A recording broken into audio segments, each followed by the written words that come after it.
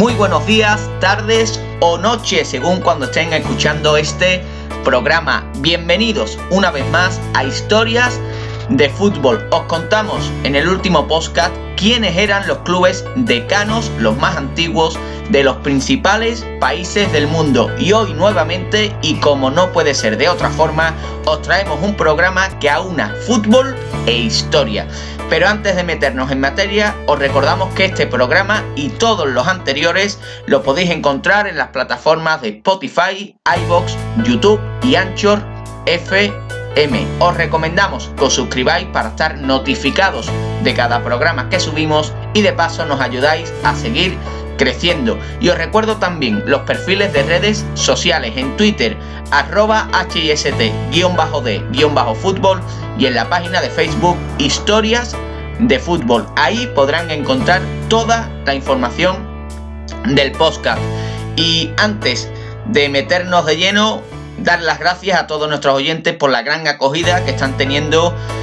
algunos de nuestros últimos podcasts, como el que le dedicamos a Jorge de Alessandro o el que le dedicamos también a Yuri de Sousa, el delantero, el mito viviente de la Sociedad Deportiva Ponferradina. Unos podcasts, como digo, que están llegando a muchas escuchas. Y sin más, nos metemos de lleno en lo que nos acontece, porque en esta ocasión os traemos una historia de las más curiosas e interesantes y sobre todo yo diría que emotiva, pues muestra cómo el fútbol es mucho más que 22 personas corriendo detrás de un balón. Así que sin más preámbulos, doy paso a mi compañero Gonzalo para que presente el tema. Muy buenas. Muy buenas, Ignacio. Aquí estamos una semana más en Historia de Fútbol y en esta historia en la que traemos hoy vamos a viajar junto a nuestros oyentes bastante atrás en el tiempo. Vamos a volver a mezclar fútbol e historia como nos gusta hacer a nosotros en este podcast y nos vamos a ir al año 1914, a los turbulentos comienzos del siglo XX, para hablaros de un suceso que ocurrió durante la primera fase de la Primera Guerra Mundial, o la Gran Guerra, como fue conocida en su momento. Pero antes, Gonzalo, como siempre hacemos, vamos a contextualizarles a nuestros oyentes el marco en el que transcurre esta historia que, como bien has dicho, pues nos retrotrae a un poquito más de un siglo atrás. Exactamente, y hay que poner en contexto, siempre que hacemos este tipo de historias tenemos que dar un contexto histórico para que nuestros oyentes se sitúen. Y tenemos que irnos a esa Europa de principios del siglo XX, donde la situación era de lo más tensa por las luchas imperialistas por los territorios africanos, las ansias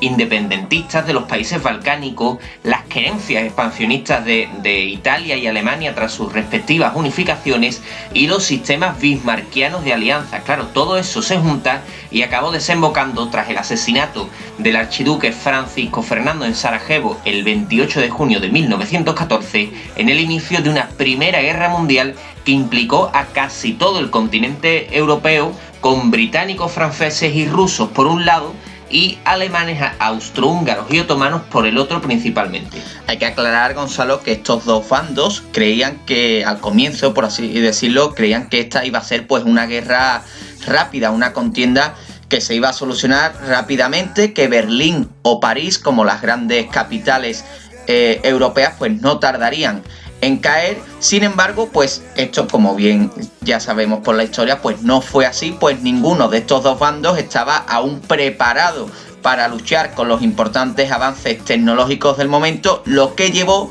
a un estancamiento de las trincheras, a un atrincheramiento y a un enorme número de bajas. Efectivamente, los alemanes iban a tomar rápidamente Bélgica, plantando sus líneas apenas unos kilómetros dentro de territorio francés, y ahí es donde llegamos a la situación en la que se desarrolla nuestra historia de hoy. Así es, con estas circunstancias que comentamos se cumplieron los primeros 6 meses de combate y así llegaba la Navidad de aquel año 1914, la primera Navidad que los soldados pues iban a pasar en el frente. Como decimos, en estos momentos las principales fuerzas estaban concentradas en la línea de trincheras que se situaba entre Bélgica y Francia, y allí se iba a producir un hecho cuanto menos llamativo en la Nochebuena de aquel, como he dicho antes, año de 1914. 14. Y como nos gusta siempre ser respetuosos con las fuentes, tenemos que precisar que el episodio que hoy contamos está sacado principalmente, Gonzalo, del libro Atlas de una pasión esférica del gran Tony Padilla. Un libro del que se podrían sacar múltiples historias, pues básicamente el libro trata de eso, de historias como estas, situadas a lo largo de todo el globo terráqueo. Como decimos, todo comenzó cuando en ambos batallones se entonó el Noche de Paz, en aquella noche del 24 de diciembre de 1914. Unos cantaban este villancico en inglés y los otros en alemán. Cuando ambos bandos se dieron cuenta de que estaban cantando el mismo villancico para pasar aquella noche en el frente, los alemanes decidieron salir de sus trincheras y se reunieron en el exterior en torno a unas fogatas, haciendo saber a los ingleses que si no les disparaban, ellos tampoco lo harían y podrían pasar, como dice el villancico, una noche de paz. La noche de paz. Los soldados ingleses recibieron esta tentativa alemana con suma prudencia y para confirmarlo enviaron a sus soldados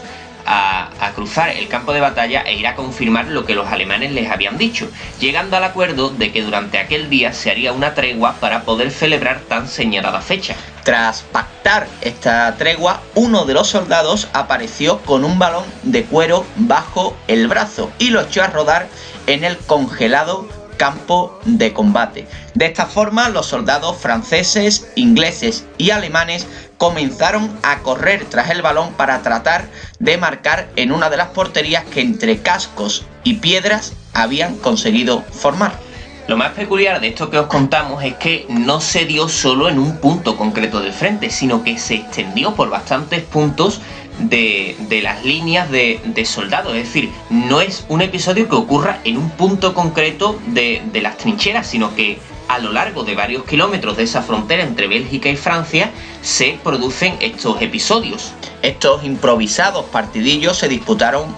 obviamente, como pueden entender nuestros oyentes, pues sin orden alguno y sin ningún tipo de arbitraje. De forma que no podemos hablaros de resultados, ni de alineaciones, ni nada de eso. Solo de soldados que el día anterior se disparaban y aquella noche de paz, jugaban al fútbol. El caso más documentado de estos partidos fue el que se jugó en el frente de la ciudad belga de Ypres, uno de los campos de batalla más importantes de la guerra, donde sí nos ha llegado la noticia o el documento de que los alemanes vencerían en ese partido improvisado por 3-2 a los soldados de la Triple Entente. Esto que os contamos, aunque os pueda parecer un poco llamativo, por así decirlo, un poco raro, pues es totalmente verídico. ¿Qué diría el añorado humorista Paco Gandía? Ya que veréis que en ningún momento nos hemos referido a los hechos con palabras como según parece, dicen, se cuenta, y es que esta tregua navideña y estos acercamientos futbolísticos entre soldados se encargaron de contarlos los propios combatientes de ambos bandos en las cartas que llegaron a sus hogares en el mes de enero del año 1915, una vez que ya había pasado la Navidad. Existen testimonios como los de Bernard Brooks, Willy Losby, el encargado de recorrer el campo de combate hasta la trinchera alemana para acordar la tregua, como hemos dicho antes, Johannes Niemann o Walter Congreve, quien califica los hechos de extraordinarios pese a que él mismo tuvo que quedarse resguardado en la trinchera por su alta graduación al considerarse un objetivo de alto valor para el enemigo, con lo cual no se quiso arriesgar y, aunque califica los hechos como extraordinarios y dio su aprobación, no se involucró en ellos. No participó en ningún partido. No obstante, en el año 1915 dejamos de tener constancia de estos acercamientos entre soldados de ambas escuadras, pues los altos mandos, especialmente según parece los altos mandos ingleses, encontraban inaceptable este comportamiento y sobre todo no les interesaba que a la población llana llegaran noticias de confraternización entre sus soldados y esos enemigos a los que habían retratado como el demonio, de forma que prohibieron que en las cartas que llegaran a sus hogares se hiciera referencia a estos villancicos y partidos de fútbol de diciembre de 1914. Hay que decir que esta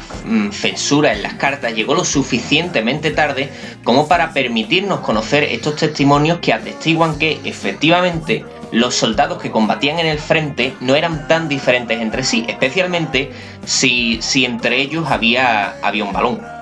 Para las siguientes navidades, pues la situación de guerra ya sería demasiado cruda como para volver a repetir estos acercamientos. Además de que fueron censurados, como hemos dicho, por los superiores,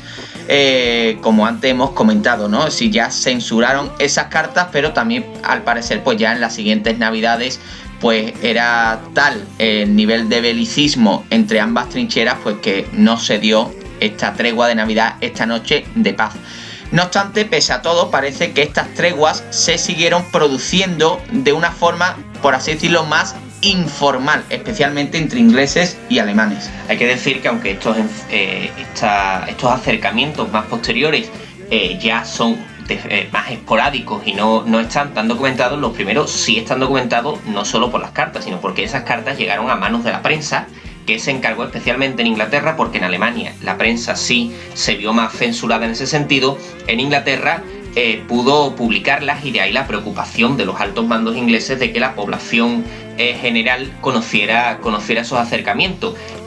Sí, no, iba a decir que si a alguno de nuestros oyentes les interesa este tema, pues la carta se puede encontrar en internet. Hay ejemplos de cartas que cuentan este hecho y que pueden encontrar en internet información al respecto. Exactamente, como decimos, es un tema que está bastante bien documentado. Esta tregua navideña que os contamos ha aparecido en multitud de películas, como la nominada al Oscar Joyeux Noël, perdonen por el francés, pero el título está en francés, significa Feliz Navidad, creo, pero no sé exactamente cómo pronunciarlo, además de que ha sido citada también en libros como La caída de los gigantes de Ken Follett, o ha aparecido en el videoclip de la canción de Paul McCartney, Pipes of Peace, e incluso se han escrito canciones sobre ello, como la del grupo The Farm, que se titula All Together Now, que se convertiría en todo un himno futbolístico. Y además de todas estas apariciones artísticas, ¿no?, que ha tenido este episodio, la UEFA quiso conmemorar el hecho cuando se cumplieron 100 años de ello, en el año 2014,